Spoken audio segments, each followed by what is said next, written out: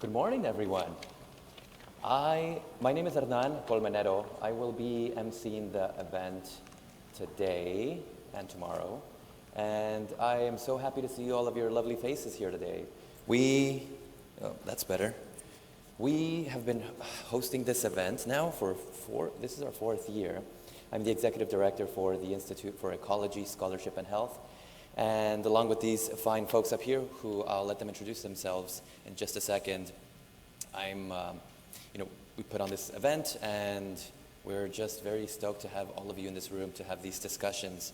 So I'll let them introduce themselves, and I'm also just going to play moderator here for a second, but we're really just going to be talking about how some of the backdrop for this food summit, how it came to be, and hearing from Dr. Alexis Rosales, as you heard this morning, why we do this, why we invite you all to come into this room so that you all can have these discussions and where we're going from here. So again, my name is Hernan Colmenero, Executive Director for the Institute for Ecology, Scholarship, and Health, and I'll let Dr. Alexis Rosales take over. Yeah, hi. Hi again. My name is Alex Rosales. I work at the University of Texas, Rio Grande Valley. Atwood Ramos. I'm the purchasing director here at Region 1 Education Service Center. All right. So we might have to zoom through some of these questions, but I have some questions for you all. They're very philosophical, so to speak, very high level, and I really want to just ask you all, I guess the first question is, what does food mean to you that you are doing this work now? And you're doing you're working on two different pieces of the food system. You're training students to be researchers, farmers even, working on these other parts of the food system. And you're helping schools buy food in compliance, right? Which I want you to get into all of that red tape, because not everybody in the room knows what red tape schools have to go through to buy food. So you're working on two different ends of the spectrums, the production and the buying. So what drives you? I'll start with you, Dr. Rosales. What drives you to work in food? And I guess we'll start there. What drives me to work in food? First of all, I love to eat food. I mean, I'm just like, I think in a previous life, I wish I could have been a chef of some sort, because I really enjoy it. It has I have a lot of fond memories around food as a child. We lived in a multi-generational household where my grandfather would raise chickens and ducks, and we had all sorts of veggies in the backyard. We have a fish pond, which was a little bit unusual, especially now. But I have these fond memories of working with him in the backyard and kind of having this very positive association with it. I come from an immigrant family. A lot of my cousins picked grapes in Delano, and talking with them and hearing about their experience working in the food system was, being different from my own. I remember having those early conversations and just thinking about, as a 9-year-old kid, I was like, wow, that's much different from my, my own childhood growing up around food. And then, of course, as like immigrants, I think I was raised with a tremendous sense of service.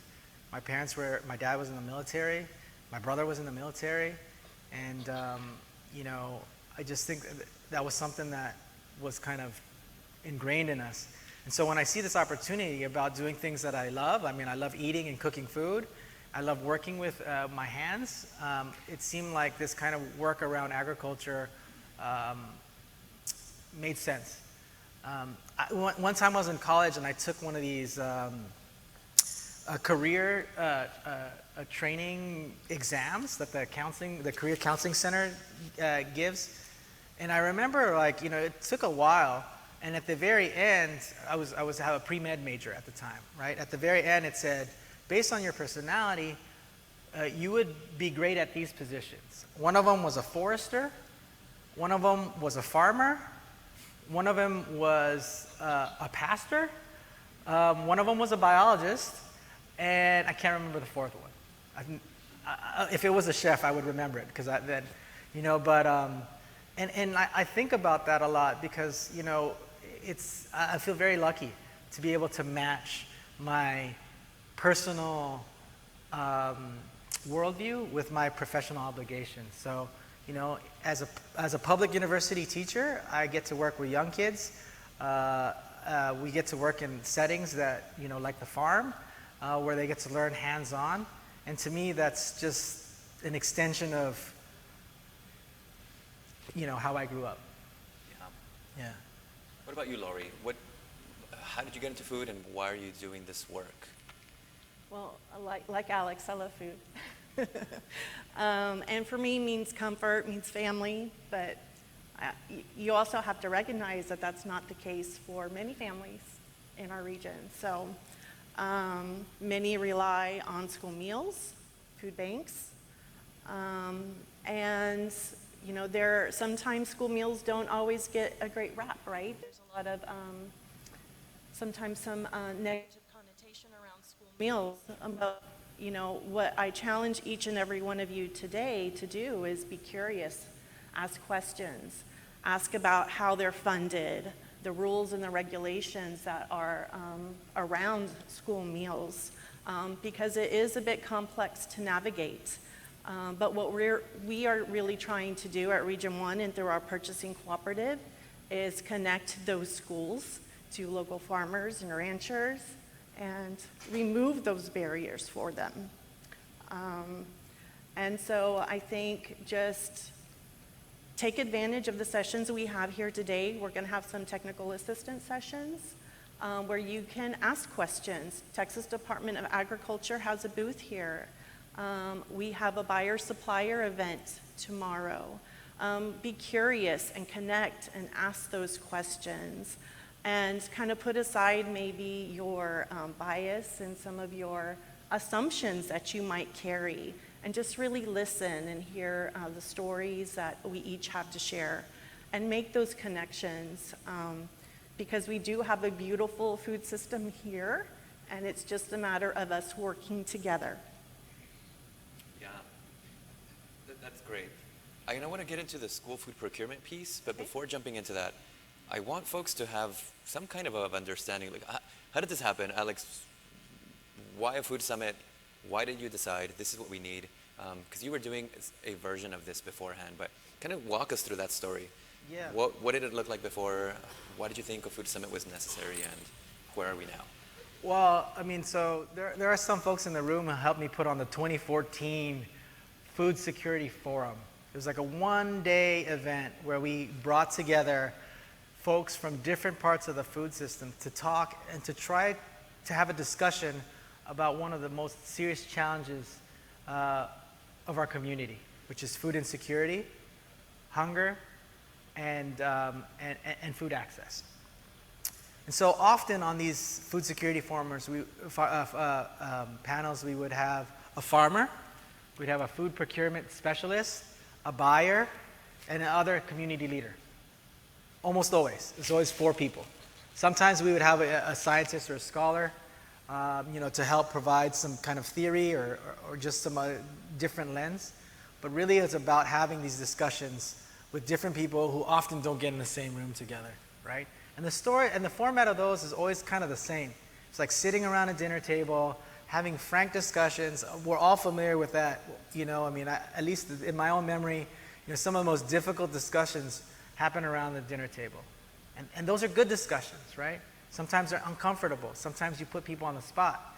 And so we've had some of those along the way, and we continue to have some of those. One of the ones one of my favorite ones was when we had a discussion with Mission ISD, and we had a forum around why does Mission ISD buy all of its citrus from California, right? I mean, you think about this, Mission ISD, Mission, Texas, which is the citrus capital of Texas, sells all of its produce outside of the valley.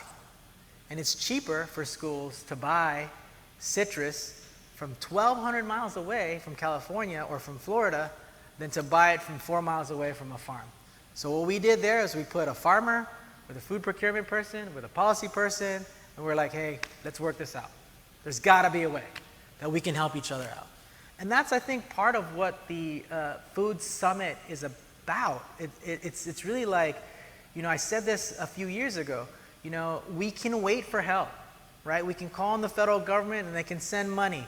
We can apply for a new grant. We can get a new initiative, but that's not how systems change works.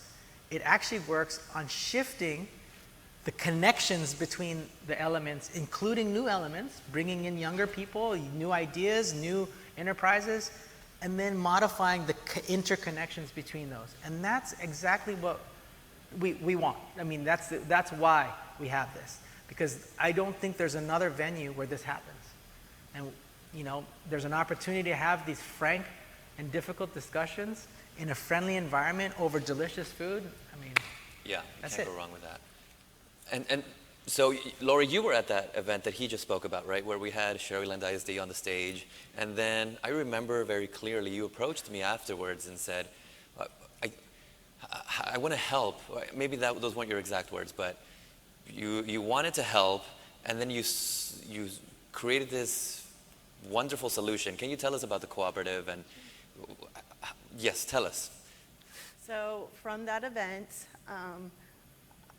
we made a commitment to get local produce into our school cafeterias. So we had actually just hired someone, and so I had that person I needed to kind of bring that to light, to make that happen. It's something I had been wanting to do for some time, but just didn't quite have the resources and the additional staff to make that happen. So we made a commitment then and there that we're going to take action. And so what we did is we started with a fresh produce RFD for our cooperative members. And so so we've already had that out for a couple years now, providing our school district co-op members access to local produce. We also just recently released a local beef RFP for them as well. So coming soon, hopefully award that in May, we'll have local beef available for our school district members as well. And kind of funny you mentioned the citrus, because my grandfather was a citrus farmer. And my grandmother was a school teacher, and that was his biggest pet peeve, that why are there California oranges and not our local citrus in the school cafeterias? I mean, it makes no sense, right? Yeah. But I think this is, to answer your question again, Hernan, this is why we have those conversations, right? Because we can ask for help, but sometimes it's easier just to help ourselves. And if we can hold ourselves to it and make commitments on the spot or eventually, I think we see these small changes that become the models or the leverage points, for a bigger change. I'll give you another example. In that same audience was Jackie Cruz, right, with Brownsville ISD. And you guys are going to see a video in a little bit about the commitment she made. Right after that, she said, you know what, I'm a food procurement specialist in Brownsville, and there's some things we need to change. And with some help, with some external funding, she was able to shift from, into a made from scratch cooking model, which just provides us another example of what's possible, right? And sometimes what's possible is difficult, but that's the kind of work that I think a lot of these folks are here ready to do. So I want to touch on a few things that you all mentioned. You're giving me a lot of great stuff here. So for the folks in the room whose eyes start rolling to the back of their head once they hear about school food procurement, it's this really complex world that all school districts who operate these public meals have to abide by. And so these regulations actually start coming from the United States Department of Agriculture, and then they go through the Texas Department of Agriculture, and then schools have to follow those policies, those guidelines, those standards, etc. Purchasing is just one of those things that they have to follow. And so when Lori mentioned RFP, that's what's called a request for proposals. It's a months-long process. It's what's called a formal solicitation for food. And it's months long. It requires a lot of work for both parties, school district staff and the farmers or the suppliers themselves, right? It's not fun. Nobody enjoys that process, but it's got to get done in order to feed our kids. We're all in it to feed our kids the best food possible. Sometimes, though, our hands are tied behind our backs and we can only do certain things, right? That being said, that's what an RFP is, and schools have to follow all of that stuff, so it's not just as easy as saying, I'm going to buy from this person. Not always. Sometimes it can be, but only in very small amounts. So school food procurement, there's lots of school staff in here for the cafeterias. We have a bunch of sessions for you all today and tomorrow. And so the rest of the folks who are not school staff, farmers, policy wonks, etc., find them, ask them questions, and as Lori said, have an open mind, ask those questions, because they're under very tight budgets and lots of regulations, and really they're trying to do best by our kids, right? So, yes. Can I add something? Please. We actually have some data from some of the schools, right? And so here in the Valley, when you're a kindergartner, you take different tests, and BMI is one of them. And from some schools in particular, one we have the data for, is that when you're a kindergartner, on average, 30% of kindergartners are obese and overweight. By the time they take the test again in the 6th grade, 60% of them are obese and overweight. And when you think about that, most kids in the Valley get about 80% of their calories from schools. Well, the system is designed for that, right?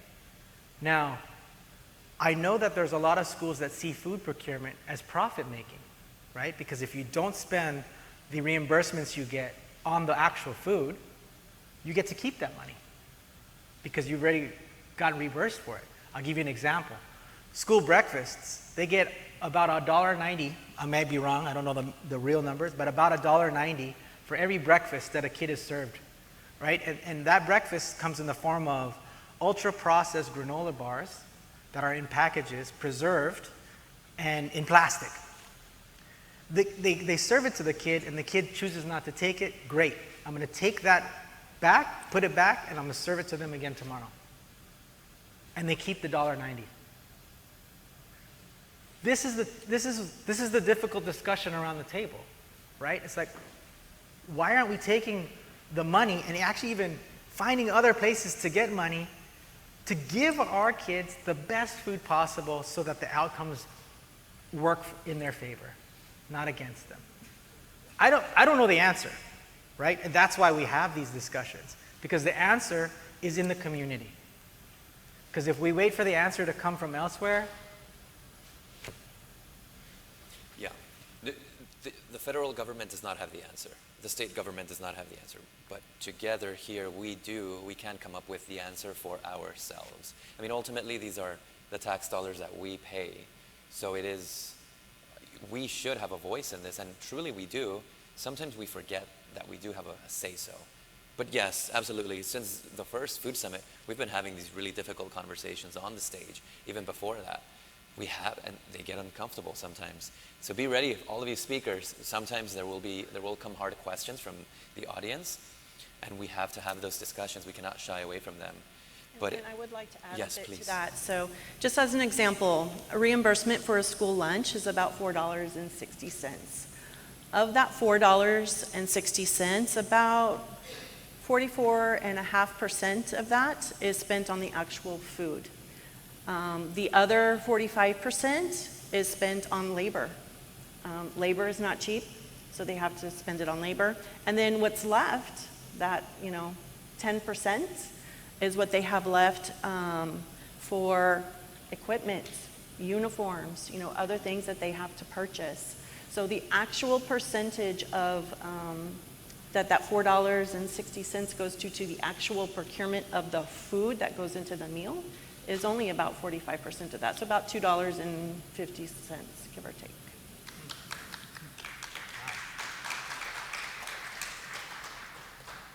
Yeah, and so school So I nutrition don't know staff. where anyone else can find a meal for $4.60, right? It's impossible, yeah.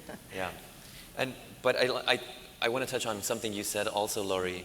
You said at this panel, you made a commitment to try something different.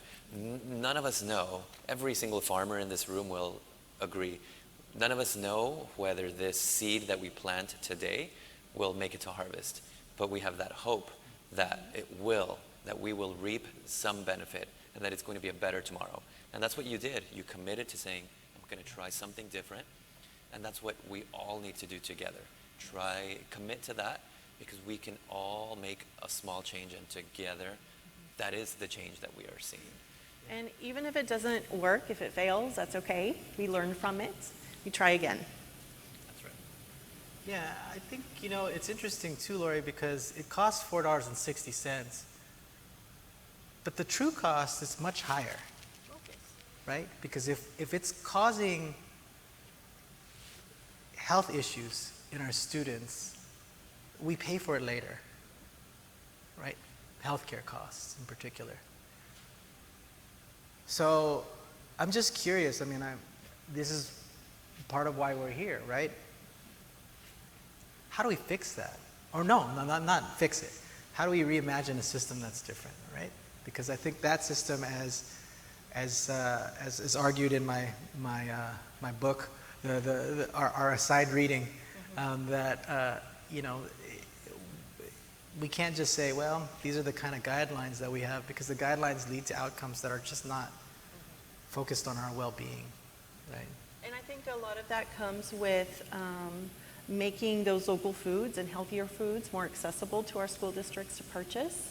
And then also, if the school districts can make a commitment to serving healthier foods, our school food programs are set up to be self-operating, meaning the school district doesn't have extra funds to kind of help them out and supplement with funding. So what can we do within that funding to provide those healthy meals? And also increase our scratch cooking. I was in a school district 20 years ago, just down the road, and we scratch cooked then. I mean, we did. We made a lot of food, a lot of our food was made from scratch at that time. Aside from your typical pizzas and chicken nuggets that we'd serve every now and then. But the other foods were made from scratch. But it also took staff. It took training. You have to train the staff how to cook from scratch. In the 20 years, we've kind of gotten away from that model and gone to a heat and serve model.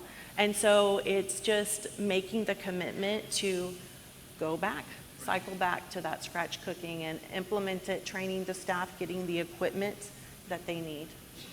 Yeah, one of our food security forum panelists back in 2016 was Raj Patel. He actually talked about an example in Brazil where the municipal government said, we're going to buy everything that we serve in schools from only local agroecological farms. There was an association that was formed. And all these farmers provided food for the school.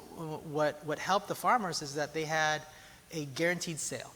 You grow it, we'll buy it. Okay. Then, of course, they had to say, well, we have to cook it. So he showed images of them, a bunch of workers peeling sweet potatoes and chopping it up. But what that had was a beneficial impact for the workers because, they were acquiring certain job skills, right? They had a steady job, right? They had a steady income.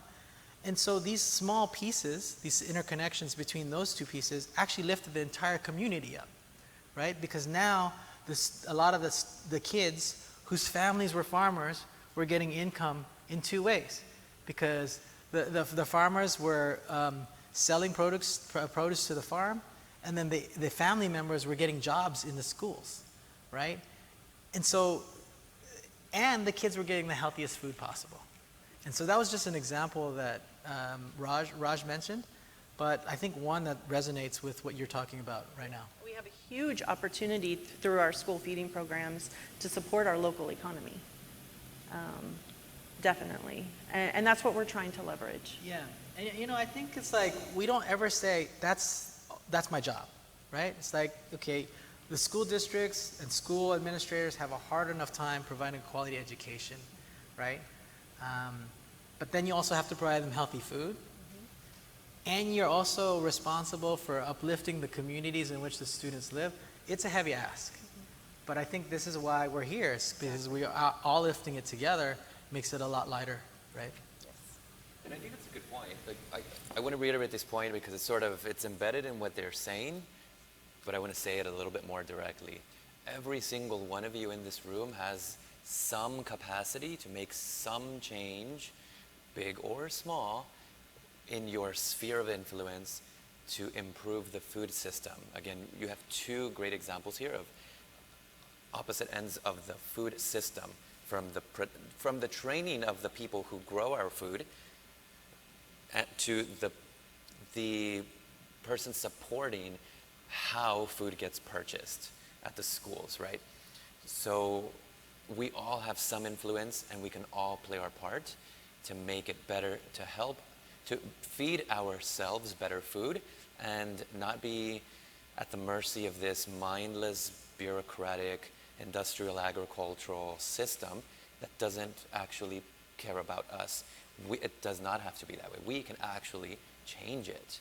We just have to remember that we can, and then we start making those commitments small at first, and slowly we'll see that we're going to have changed. I mean, just the cooperative that Lori was referring to, it's impacting almost 500,000 students, is that right? About 63 purchasing entities that can benefit from this cooperative that now have this procurement solution at their hands, right? So we can make these big changes. We just have to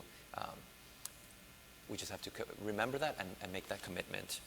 Any parting words for our guests before we go on to break, y'all? I just encourage you again, like I said, to be curious and ask questions. You have your programs. We have many opportunities if you're a producer to connect with our school systems, to learn, and for them to learn about you. Also at the technical assistance sessions, the TA sessions we'll have someone from food and nutrition, and we'll also have someone from our co-op there to ask any questions you have during that time. We have a buyer-supplier event tomorrow afternoon. So I really encourage you to take advantage of those opportunities and the networking opportunities we have available too. Well, if I can just add something else, you know, I remember at the 2024 Food Summit, I called the audience a bucket brigade. I don't know if you guys remember that. Some of you guys weren't there. It's because sometimes when your house is on fire, yes, you can call the fire department, right? But they may not come, you know? We can call on the help from the federal government. We can call assistance from the state. And yes, as much as they would like to come here, they have to drive all the way from Austin, across the desert, to come to this small part, special part of Texas. And so, you know, if the house is on fire, this is what you guys in this room are, what we call zero responders, right? There's this idea of a first responder. Those are like the when you call 911. But there's actually somebody before that you call. It's your neighbor or your spouse, and say, hey, I need help. Call 911. Or I need help. Get me this. This is the kind of opportunity that we have to expand our zero responder network, right? If I need help, I'll call you, right? If I have some ideas about how I can reach farmers to expand, who are interested in organic agriculture, I'll call you, and I'll connect her with you, right? These are the kinds, this is the zero responder audience, you guys. So it's a very special opportunity. What I would encourage each of you guys is to introduce yourself to one person that you might not have ever known, right?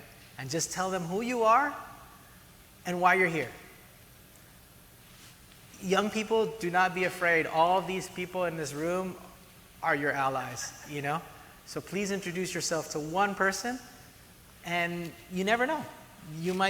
That might inspire you to make a commitment or change your direction or study something new. Awesome. Thank you so much, you all.